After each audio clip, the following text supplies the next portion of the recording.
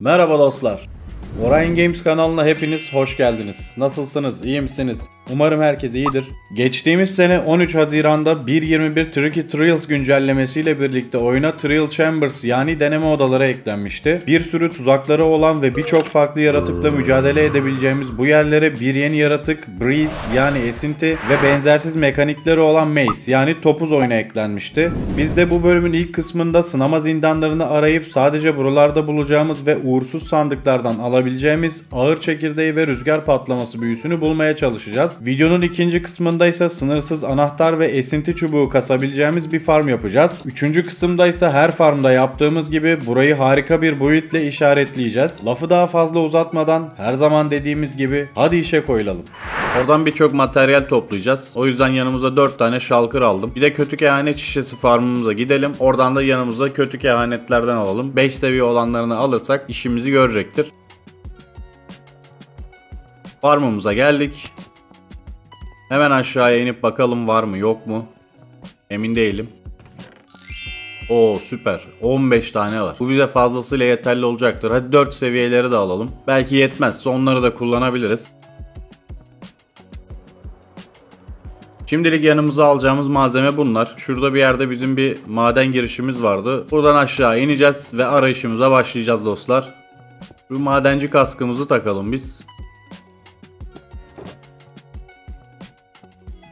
Zırhımızı da giydik. Yanımıza bir tane de yedek totem alalım. Hazırlığımız tamam. Şimdi sesler çok önemli. Mağaralardaki yapıların hemen hemen hepsinin kendine özgü bir sesi var. Böyle dolaşırken eğer o seslerden birini algılarsak ona göre hareket edip yönümüzü daha kolay bulabiliriz. Şimdi aramaya başlıyorum. Sınama zindanlarını bulduğum zaman görüşelim.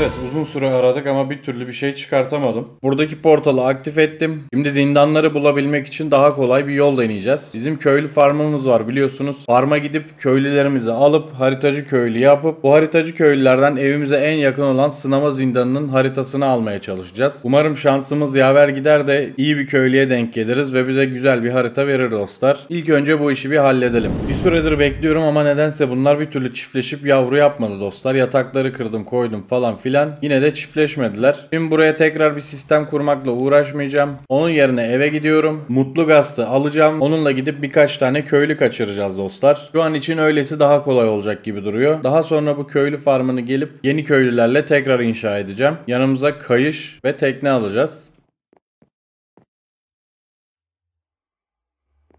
Şimdi Mutlu Gaz'ta binip en yakın köye gidip oradan ihtiyacımız olan köylüleri alabiliriz.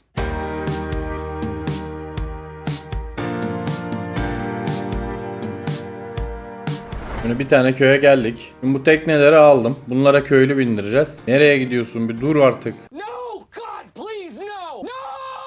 Heh, nihayet bunu yakaladık. Elimize bir kar topu alalım. Bunu yanımıza çekebilmek için. Şimdi kayışı... Hop! Lan köylüyü götürüyor. Dur. Dur. Sakin ol dur. Gel bakalım böyle. Heh. Şimdi bu köylüyü de ona bindirmeye çalışacağım. Hadi bir hareket et. Tamam onu da yakaladık. Şu an 2 tane köylüyü yakaladık ve tekneyi de Mutlu Gaz'da bağladık. Artık biz de üstüne binebiliriz. Ve böylece yeni nesil köylü taşımacılığında ilk defa denemiş olduk dostlar. Sağdan soldan yakaladığımız hayvanları veya köylüleri getirmek artık Mutlu Gaz sayesinde daha kolay. Şimdi ben bunu evimizin oraya götüreyim, hemen geliyorum dostlar.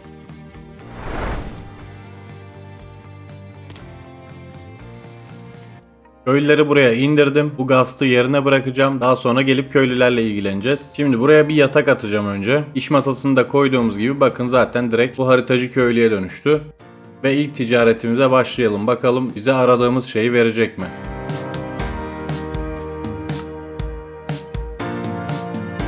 Serüven kaşifi haritası. Sanırım aradığımız buydu. Ver bakalım haritamızı. Haritayı açıyorum. Umarım yakın bir yerde çıkar. Haritayı açtım. Dibimizde varmış bir tane spawn'a yakın. Bir bunun yerini belli etmeye çalışacağım önce. Böyle elimize alalım bunu. Marker'ı kullanarak yönümüzü daha kolay bulabiliriz. Bunu dikeyim, pusulaya getireyim. Haritanın üst tarafı kuzey. Pusulaya göre güneybatıya doğru gitmemiz lazım.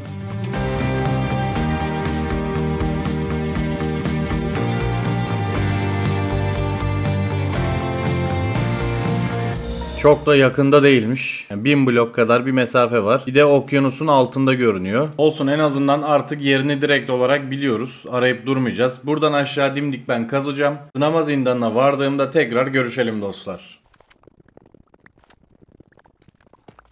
Hop. Aha geldik. Lan ne oluyor? Direkt mevzunun içine düştük. Hızlıca bunlarla bir savaşalım. Temizleyince de şu sandıklardan açıp bakarız ne var diye.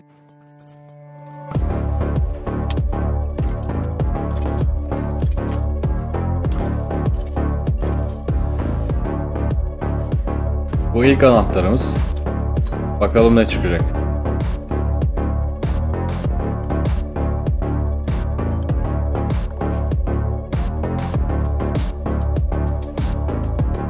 Zehirli ok çıktı, rüzgar saldırısı diyor.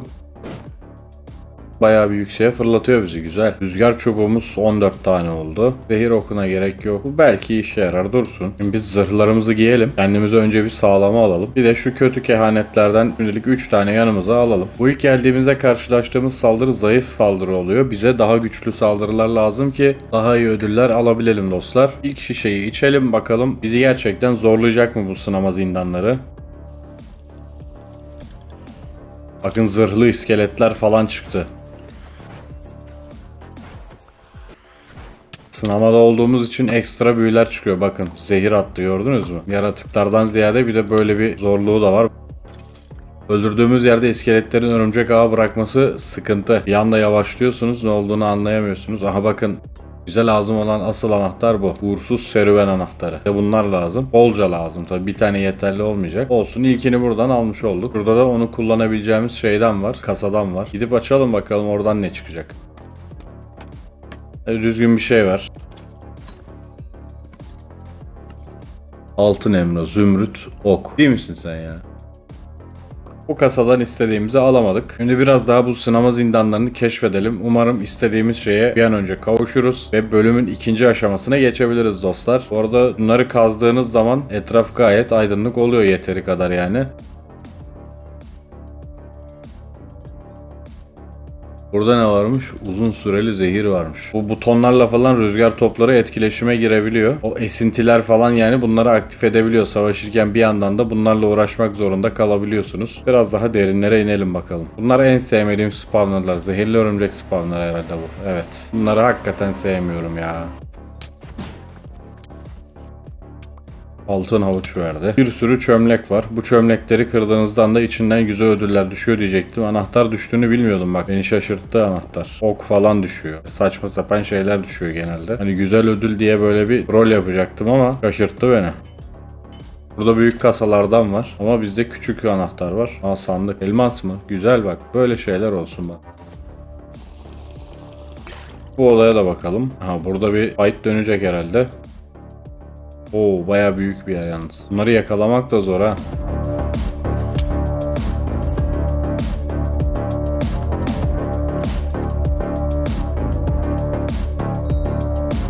Ya şu patates nedir ya? Böyle bir ödül olabilir mi ya?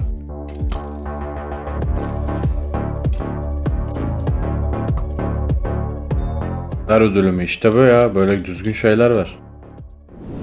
Maalesef o sınama zindanından istediğimizi alamadık dostlar. O yüzden yeni bir harita almak için köylülerin yanına geldim. Bu ilk haritayı aldığımız köylüyü önce öldüreceğiz.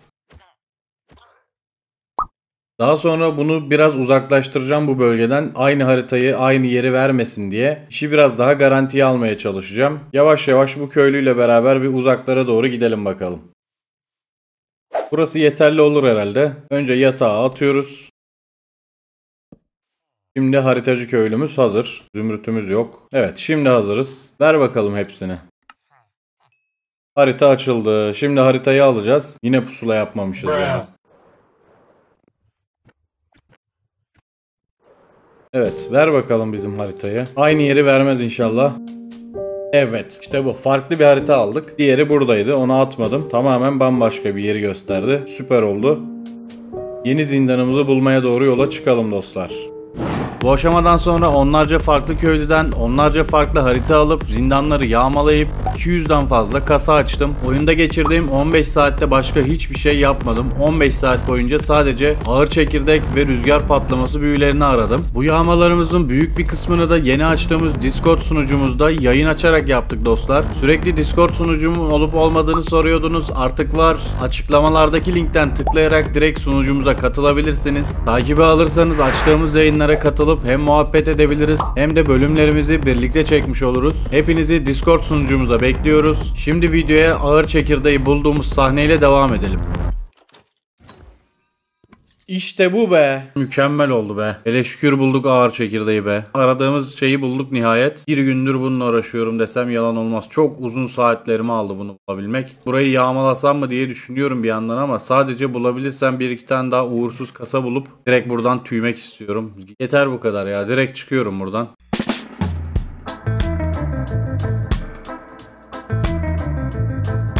Gün altına girince meşalenin sönmesi de güzel bir detay olmuş. Bu Dynamic Light paketinin detaylı incelemesini yaptım dostlar. Kanalda mevcut. Buraya bir kart bırakıyorum. Bu videoyu izledikten sonra gidip onu da izleyebilirsiniz. Bu paket gerçekten iyi ve kullanışlı. Herkese tavsiye ediyorum. Bedrock ve mobil oynuyorsanız. Şimdi ben eve geçeyim. Tekrar görüşelim dostlar. Rüzgar çubuğuyla ağır çekirdeği şimdi birleştirip Minecraft'ta en son eklenen silahımızı bir yapalım dostlar. Bir tane ağır çekirdek, altına da bir tane de rüzgar çubuğu koyuyoruz. Buna topuz diyoruz ama Bedrock'ta gürz olarak çevrilmiş. Ve gürzümüzü nihayet elimize alabildik dostlar. Eldeki görüntüsü de bu şekilde. Bu arada ben buna topuz demeye devam edeceğim. Şimdi de kafanız karışmasın, baştan söyleyeyim. Şimdi gidelim topuzla beraber oyuna eklenen büyülerimize göz atalım ve topuzumuzu istediğimiz şekilde büyüleyelim. Topuzlara özel 3 büyümüz bunlar. Del, yoğunluk ve rüzgar patlaması büyüleri. Tek tek bunların ne işe yaradıklarına bakalım. Del büyüsü zırhlı düşmanlara karşı her seviye başına %15 daha fazla hasar vermenizi sağlıyor. Ve bu büyünün maksimum seviyesi 4. Eğer tek başınıza oynuyorsanız zırhlı olarak karşılaşacağınız nadir canlılar var. O yüzden tek oynuyorsanız bu büyü çok efektif değil, çok kullanışlı değil. Ama multiplayer oynuyorsanız, PvP serverlarında oynuyorsanız bu büyüyü kullanmayı düşünebilirsiniz dostlar. Survival'da en çok karşılaşabileceğiniz zırhlı yaratıklar piglinler. Onları da 3-4 vuruşta falan anca öldürüyor. Survival dünyalarınızda pek önerdiğim bir büyü değil. Zaten ben de bunu kullanmayacağım. Diğer iki büyüyü kullanacağız. Bu büyüyü nereden bulabilirsiniz? Büyü masalarında ve ticaret yaparak köylülerden alabiliyorsunuz dostlar. Bulması kolay bir büyü. Şimdi gelelim ikinci büyümüz olan yoğunluk büyüsüne. Bu büyünün maksimum seviyesi 5. Her bir blok yüksekliğe karşılık olarak 0.25 hasar çarpanı veriyor silaha. Ve bu sayede silah gerçekten çok güçlü oluyor. Yeterli yüksekliğe çıktığınızda Warden'a bile tek atabilirsiniz dostlar. Ve bunu rüzgar patlamasıyla birlikte kullanabiliyorsunuz. Bu sayede hasarı kat kat artmış oluyor. Bu büyüyü de yine köylülerden ve büyü masalarından elde edebilirsiniz diyelim ve son büyümüz olan rüzgar patlamasına geçelim. Rüzgar patlaması büyümüz bence en eğlenceli büyülerden birisi. Kullanması çok zevkli. Bu büyünün maksimum seviyesi 3 seviye. Özellikle gördüğünüz gibi böyle kalabalık düşmanlarınız varsa bunların üzerinde zıplayarak çok ciddi hasarlar verebiliyorsunuz dostlar. Hemen örnek olarak göstereyim. Bakın her vurduğunuzda tekrar sizi yükseğe fırlatıyor ve bu sayede hiç hasar almadan düşmanlarınıza gerçekten ciddi hasarlar verebiliyorsunuz. Tabi rüzgar patlamasının yanında yoğunluk büyüsünü de aynı silaha basarsanız her zıplamanızda tek bir golemi tek atışta öldürebilecek seviyeye geliyorsunuz dostlar. Kullanması falan gayet eğlenceli. Bu iki büyüyü kesinlikle tavsiye ediyorum. Bu büyüyü bulması gerçekten zor. Diğer büyüler gibi köylülerle ticaret yaparak veyahut büyü masasından elde edemiyoruz. Deneme odalarından uğursuz serüven anahtarlarını bularak daha sonra uğursuz kasaları açtığımızda elde edebiliyoruz. Benim onlarca saatime mal oldu. 2 tanesini bulup 2 seviye büyüyü elde edebilmem. 3 seviye için zorladım ama bir türlü bulamadım. Bulması gerçekten zor. Şimdi hardcore dünyamıza geçip kütüphanemize gidelim ve silahımızın büyülerini tamamlayalım dostlar. Kütüphanemize geldik. Topuz için ilk olarak kırılmazlık ve tamir büyülerini alalım. Bunlar standart büyülerimiz zaten. Tamir de burada. Ve buna ateş boyutu da basacağız. Ateş boyutu veren bir köylümüz vardı bizim ama hangisi olduğunu bilmiyorum. Özel olarak işaretlememiştim onu. Şimdi arayıp buluruz.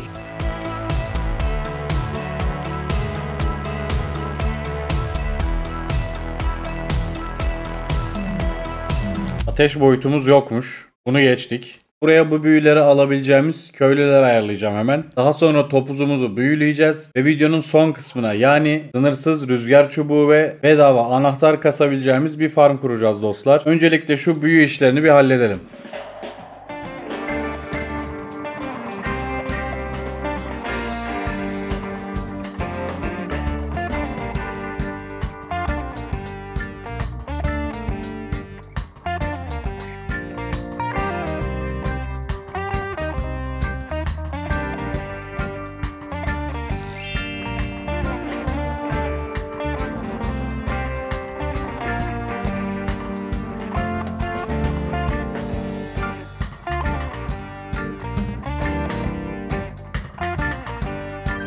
Şimdi dostlar çok aradım ama yoğunluk büyüsünün 5 seviyesini bulamadım. Artık bu 3 seviyeden satın alıp 5 seviyeye kendimiz yükselteceğiz ve böylece bütün topuz büyülerini tamamlamış olacağız. 2 tane yoğunluk gücü birleştirip 4 yaptık. Onları da birleştirip 5 yaptık ve ihtiyacımız olan bütün büyüleri böylece tamamlamış olduk. Evet, önce büyülerimizi birleştirelim.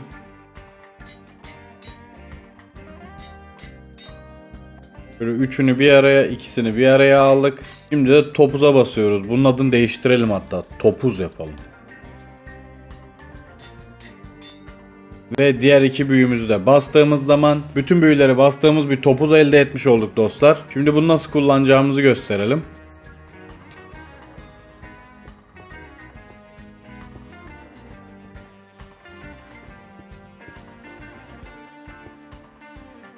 Şimdi düzeneğimiz hazır. Burada da başaramazsak golemleri biraz daha çoğaltabiliriz. 64 blok yüksekliğe çıktım. Buradan atlayarak ilk vuruşumuzu yapmaya çalışalım bakalım.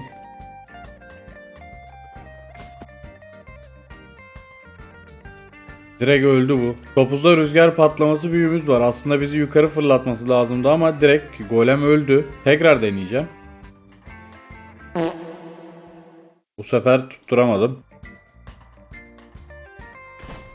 Aha, bu sefer oldu bak. Yani o kadar büyük bir patlama yaptı ki buradaki golem, içerideki golem dışarı fırladı. Bence 64 blok çok yüksek geldi. Direkt ölüyor bunlar. Böyle biraz daha alçağa inelim.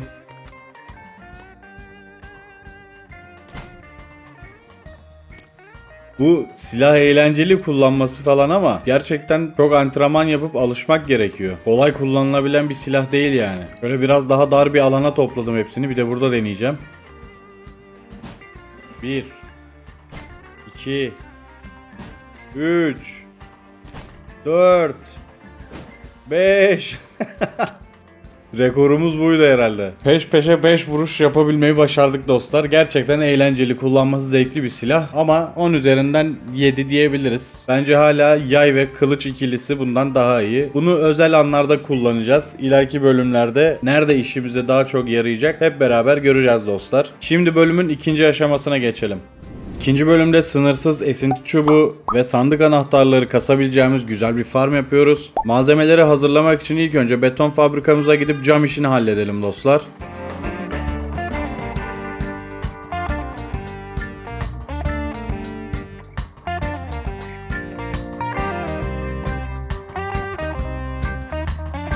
Bir şalkır fazlasıyla yeterli olacaktır. Şimdi otomatik fırın sistemimize gidip bunların hepsini cama çevirelim.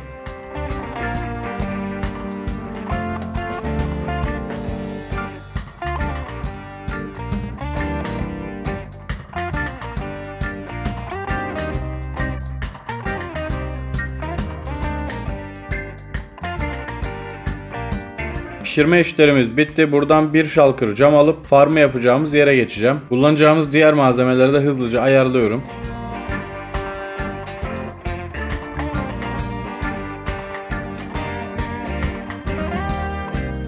Bunlar da tamam. Haritacı köylülerden haritalı zindanları bulduk ya. Bir tanesi hemen şurada evimizin arkasındaydı. Bize çok yakındı. Farmı da oraya kuracağız dostlar. Girişi şuralarda bir yerde olacaktı. Ha, burası.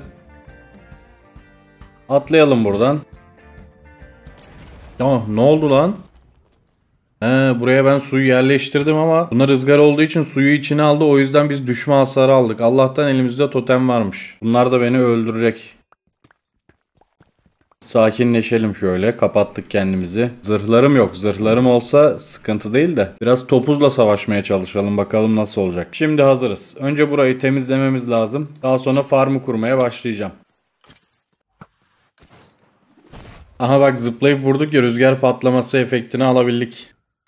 Oo, tek atıyoruz bunlara da zıpladığımız zaman. Taktiğe bakın şimdi. Hallettik. Tamam. Buradaki spawnerları hallettik. Bunlar tekrar aktif olmadan önce yarım saatimiz var. Yarım saatte bu spawnerları kapatmamız gerekiyor. İlk olarak hemen onlarla ilgilenelim. Şuraları bir hemen kaldırıyorum hızlıca. Buraların yapısını, doğallığını falan çok bozmak istemiyorum. Sadece şu ortadaki ızgaraları kaldıracağım. Gerisi hemen hemen aşağı yukarı böyle kalacak. İlk olarak buradaki spawnerların çalışma mantığını bir anlatayım size.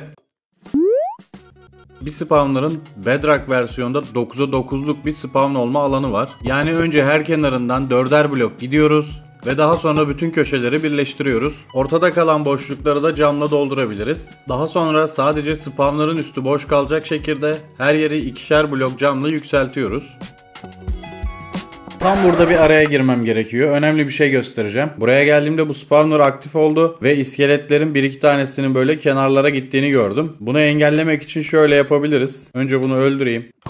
Spawner'ın bu yan taraflarına da tam blok atıyorum. Tekrar araya girmem gerekiyor. Bu şekilde yaptığımda da bir sorunla karşılaştım ama o sorunu da düzelttim. Hemen onu göstereyim. Siz yaparken direkt böyle yapın. Ben de en son bu hale getirdim dostlar. Bu sefer de spawner'lar bizi görmediği için çalışmıyor. Hemen şu alttaki bloğu bir tane üste alıp altına bir tane cam koyduğumuzda çalışmaya başlıyorlar dostlar. Siz de aynen bu şekilde yapın. Ben de en son bu şekle getirdim bütün spawner'ları. Örümcek veya zombi spawnerlarında öldürmek için şöyle yapıyoruz. Aşağıya bir tane tabela koyacağız.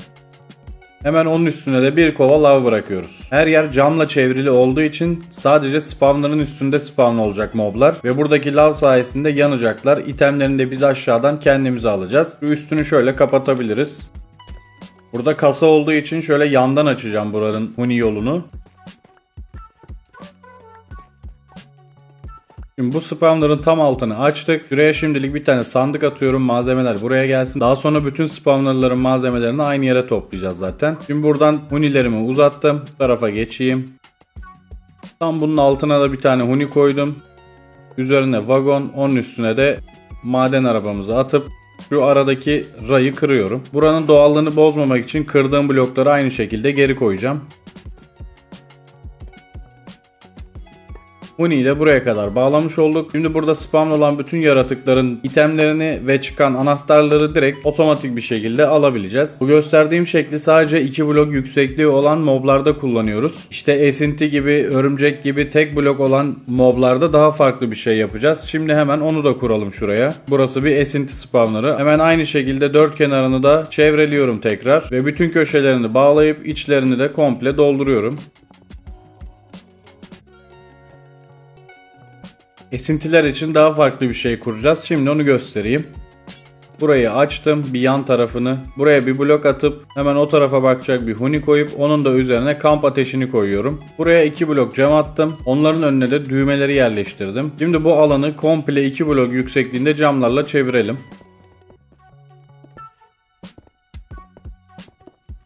Bu sefer direkt spawnların üzerini de kapatıyoruz. Açıklığı buraya bıraktık. Burada spawn olan yaratıklar direkt bu tarafa kayacak. Aynı şekilde çıkan ödüller de bu boşluğa doğru kayacak. Kamp ateşinin altındaki huniler camları aldığı gibi bize gelen eşyaları da direkt alıp istediğimiz yöne doğru yönlendirecek. Buranın üstünü de bu şekilde kapatıyorum. Hemen buraya da bir tane sandık attım. Böyle hunilerimi bağlayayım. Bu esinti spawnerlarının da nasıl yapıldığını hep beraber görmüş olduk. Ben hem buradaki fazla blokları kaldıracağım hem de aşağıki katta olan spawnerlara da aynı işlemleri yapacağım. Siz de hala videoyu beğenmediyseniz beğenmeyi unutmayın dostlar. Buradaki işleri halledip hemen geliyorum.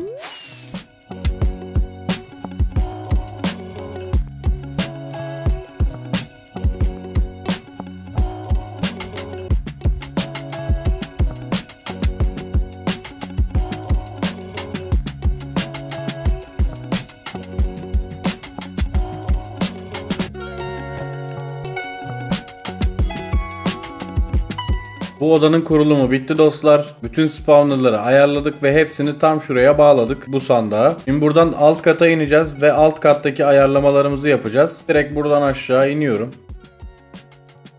Biraz savaşacağız. Sonrasında aynı şekilde farmımızı kurmaya başlayacağız yine.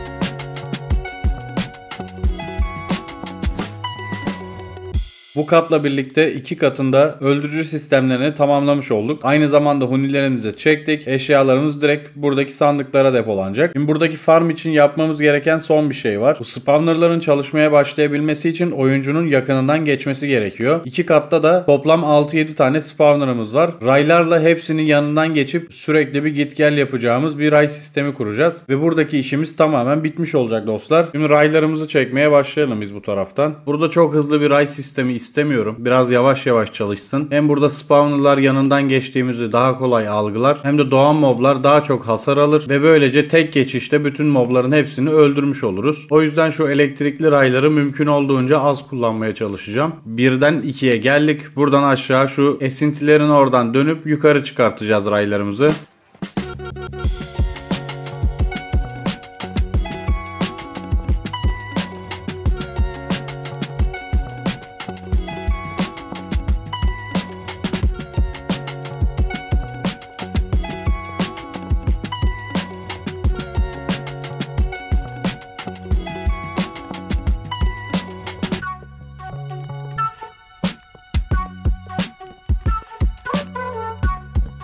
Ray çekme işimiz de tamamlandı. Hemen bir denemesini yapalım bakalım.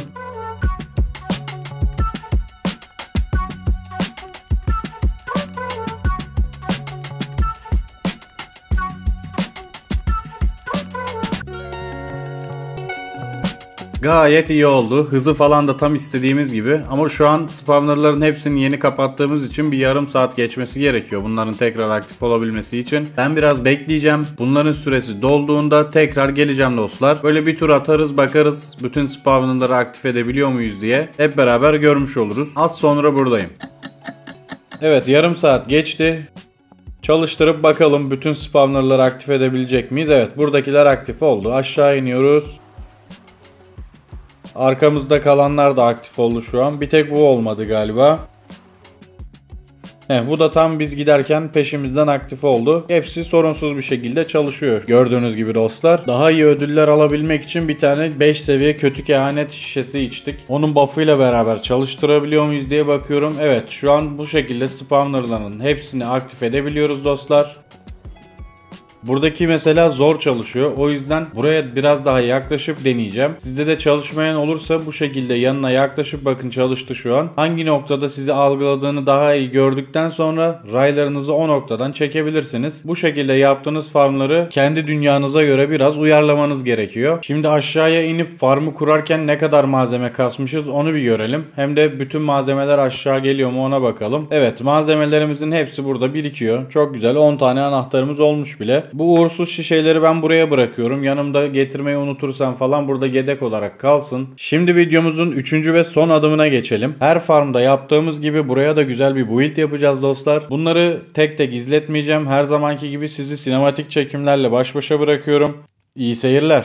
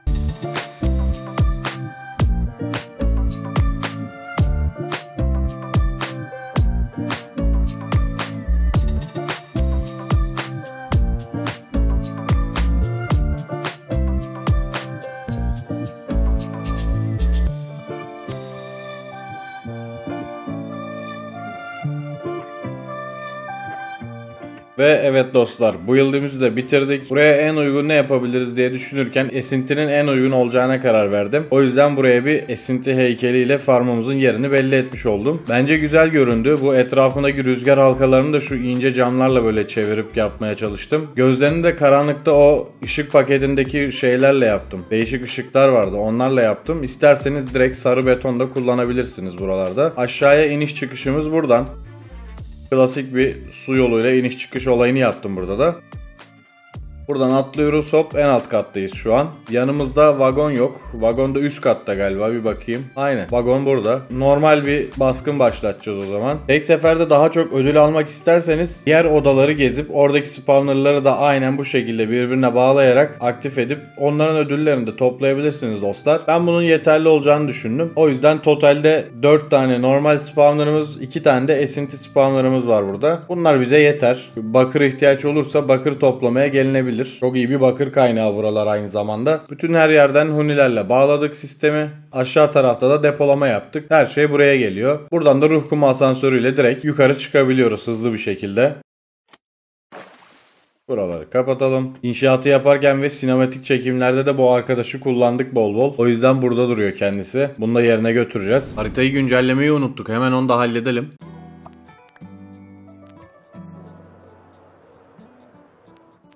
Böylece haritamız da güncellendi. Sol alt köşede belirdi yeni farmımız. Şu beyaz kaşları ve mor tonlarıyla bence haritada güzel durdu. Şimdi gidip yerine yerleştirebiliriz bunu.